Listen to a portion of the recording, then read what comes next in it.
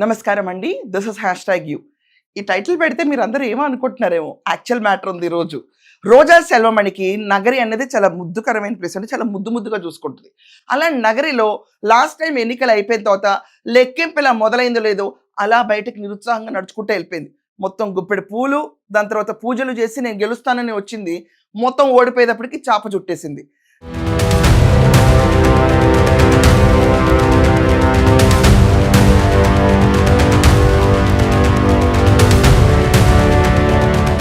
దెబ్బకి ఆ మంత్రి గారికి ఈరోజు దిక్కు దివాణా లేకుండా పోయింది.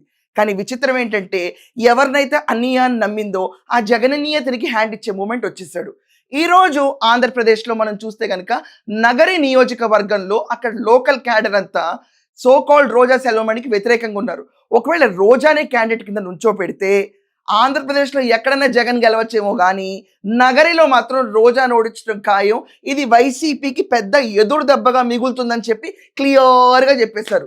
దెబ్బకి ఆలోచనలో పడిన జగన్మోహన్ రెడ్డి ఇంత చేసి చివరికి ఓడిపోయే క్యాండిడేట్లు పెడితే వచ్చేసారి 11 కూడా రాకుండా నేను గెలుస్తానో గెలవకుండా ఉన్న పరిస్థితిలో ఉంటానన్న దెబ్బకి ఈ క్యాండిడేట్ని నగర్ నుంచి తొలగించాలి అని చెప్పి ఆలోచనలో ఉన్నాడంట.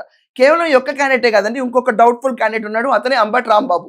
కాపు కులానికి అతన్ని వాడినంత ఎవరిని వాళ్ళ ఫుల్గా వాడేసింది వైసీపీ. దెబ్బకి ఏమైంది, ప్రతిసారి పోలీసులు తోసేటప్పటికి అతని పైన బ్లేమ్ గేమ్ ఎక్కువైపోయింది. అతని సత్తెనపల్లిని తీసి గుంటూరులో పెట్టారు. గుంటూరులో టికెట్ వస్తుందో రాదో తెలియదు, ఎందుకంటే అక్కడ కూడా పోటీ ఉంది క్యాండిడేట్కి. వీళ్ళు శ్రమపడింది ఏంటో విషయం నాకు తెలియదు, కానీ అంబటి రాంబాబు కూడా ఇలాగే టికెట్ విషయంలో చొక్కెదురు అన్న సమస్య ఖచ్చితంగా నడుస్తుంది. రోజా సెల్వమణి విషయం వచ్చేటప్పటికి ఒకవేళ జగన్ హస్తం పైనుంచి లేకపోతే అంటే ఉన్నా పీకేదేంటి వెళ్ళండి, మరీ చెప్తున్నా, నేను కూడా టూ మచ్ అయిపోయింది నాకు కూడా.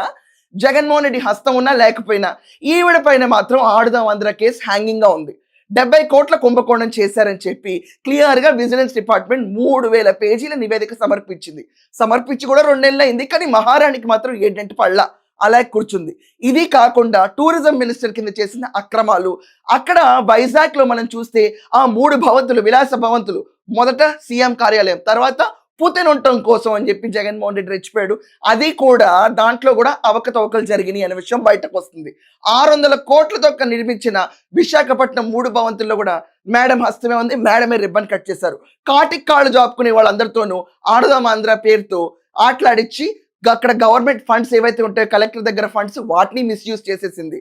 జగనన్నే గెలవటం కోసం, బోడి సిద్ధాల కోసం ఇవన్నీ తీసుకొచ్చేసి 17 ఏళ్ళు పైన ఉన్న వాళ్ళే సబ్ జూనియర్స్ అని వేసేసి ఓటు హక్కు ఉన్న వాళ్ళందరినీ వాడేసి ఎలక్షన్ కరెక్ట్గా 1 సంవత్సరం ముందు ఆంధ్రాని ఆడి పడేసిన రోజా సెల్వమణి ఈ క్యాండిడేట్ పైన కేసులు అయితే ఖచ్చితంగా ప్రొసీడ్ అవుతాయి, 100% ప్రొసీడ్ అవుతాయి.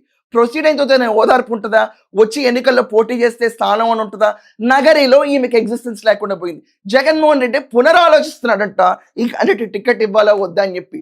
దెబ్బకి పార్టీ గెంటేసి, రాష్ట్రం గెంటేసి, జైళ్ళకి పంపించేసి అలా అనాథలా కూర్చోబెడితే ఈ క్యాండిడేట్కి దిక్కెవరు? ఊరికో చెల్లెమ్మ నీతో పాటు నేను నన్ను అంబటి వచ్చి తవరు తీయడం తప్ప, ఓదార్చడం తప్ప ఈ అన్నా చెల్లెళ్ళకి ఇంకెక్కడా కూడా ఎంట్రీ టికెట్ అన్నది కనపడట్లా. సో మరి వేచి ఉండాలి. ఏంటబ్బా ఈ క్యాండిడేట్కి నగరి కూడా పోతే ఏ పార్టీలో జాయిన్ అవుతుంది? ఎవరు తీసుకోరు, ఏ పార్టీ తీసుకోరు. ఆల్రెడీ కూటమిలో 3 పార్టీలు ఉన్నాయి, తిని రానివ్వరు. ఉన్నది ఒకటి వైకాపా, లేకపోతే కాంగ్రెస్. వాళ్ళు అస్సలు రానివ్వరు ఈ క్యాండిడేట్ని.